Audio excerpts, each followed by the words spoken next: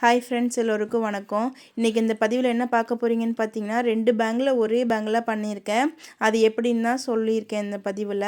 அதுக்கு 4 cut bangle 2 எடுத்திருக்கேன். இதில் பிளாக் கலர் நூல் 25 ஸ்டான் எடுத்து சுற்றி பிசுறு இல்லாமல் எடுத்துக்கிட்டேன். அப்புறம் ரெக்டாங்கிள் ஸ்டோன் எடுத்திருக்கேன்.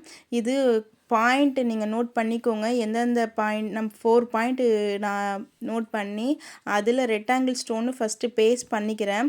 கொஞ்சம் காய விட்டுட்டு திரும்ப அது மேலேயே கம் அப்ளை பண்ணி இன்னொரு ரெக்டாங்கிள் ஸ்டோனையும் அது மேலேயே ஒட்டிக்கிறேன். பாருங்கள், கொஞ்சம் காய விட்டுட்டு திரும்ப அது மேலே கம் அப்ளை பண்ணி இன்னொரு வளையலையும் அது மேலேயே ஒட்டிக்கிறேன். நல்லா இது காய விட்டு தான் பண்ணணும், இல்லைனா அதோட ஷேப் மாறிடும். நான் 1 டே ஃபுல்லாக அப்படியே காய விட்டு நெக்ஸ்ட் டே தான் எடுத்துருக்க ரேப் பண்ணேன். பாருங்கள், இப்போது அந்த ஸ்டோன் வெளில தெரியாத அளவுக்கு நான் கொஞ்சம் நூலை திக்காக எடுத்திருக்கேன். இது 35 ஸ்டாண்ட் நூல் எடுத்திருக்கேன். எடுத்து அந்த ஸ்டோன் வெளில தெரியாத அளவுக்கு ரேப் பண்ணி எடுத்துக்கிட்டேன் நீட்டாக.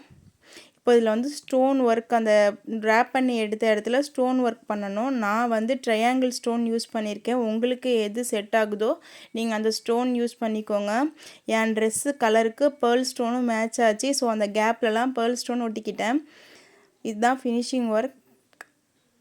நல்லா இருந்தால் கமெண்டில் சொல்லுங்கள், லைக் பண்ணுங்கள், உங்கள் ஃப்ரெண்ட்ஸ் அண்ட் ஃபேமிலிக்கு ஷேர் பண்ணுங்கள், சப்ஸ்கிரைப் பண்ணுங்கள். தேங்க்யூங்க.